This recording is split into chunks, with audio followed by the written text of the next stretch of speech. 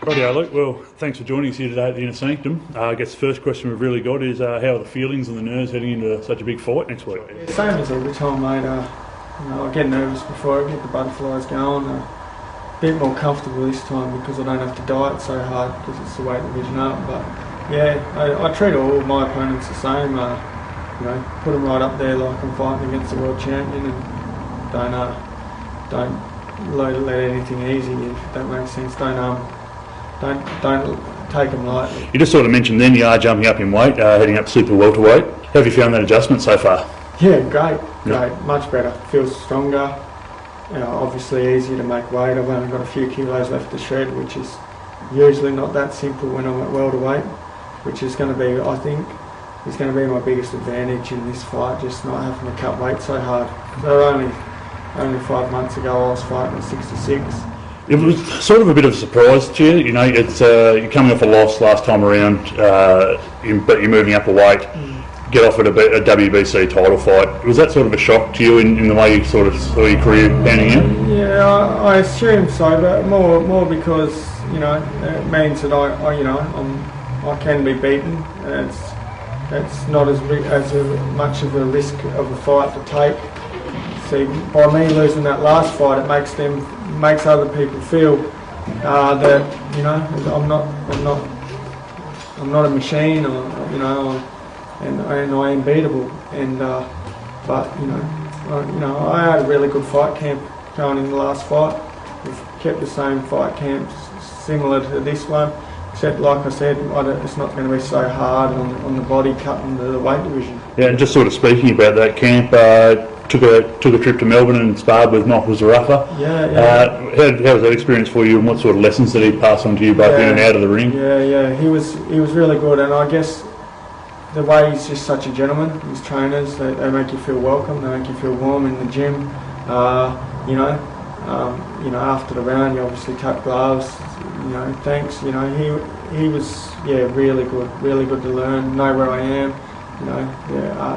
To make me feel where I am in the, this is more of this was more reassurance for us to know where I'm at, to make sure, like, we couldn't get out due to COVID on my last fight. We couldn't even get to Queensland a couple of weeks before it because of my last fight, and to sort of climatise. But getting up there with the Zerafas, and I sparred another guy called Emmanuel Carlos and another bloke, Lachlan Higgins, and they were all really good middleweights, so I rated them all.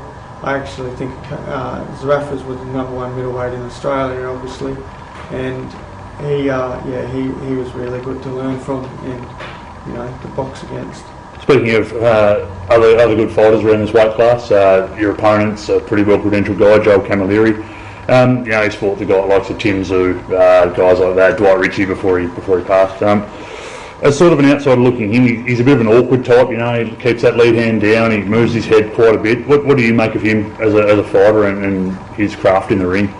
Yeah, I reckon he's pretty good. I've always sort of looked up to him, as an ambassador to the sport. And he gets on the social media and bringing attention to boxing, which is exactly what we need. I feel that his style will either be really awkward for us to adapt to, but anyone who's boxed against me will say the exact same thing. Like, I'm so awkward and backwards. So it'll either make for a ripper fight or it'll probably be a messy fight. But we're just going to have to go out there. We've got our fair game plan, But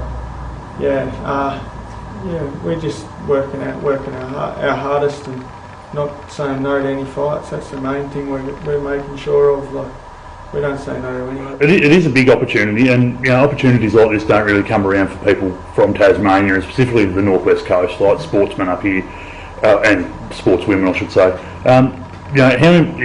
You represent yourself, your family, your country throughout your career. How much does it mean to represent a region like this where there aren't as many big opportunities come out of it? It's massive for me. Any opportunity I get's massive for me, especially to showcase myself. It's going to be live streamed around the country, around the world even maybe.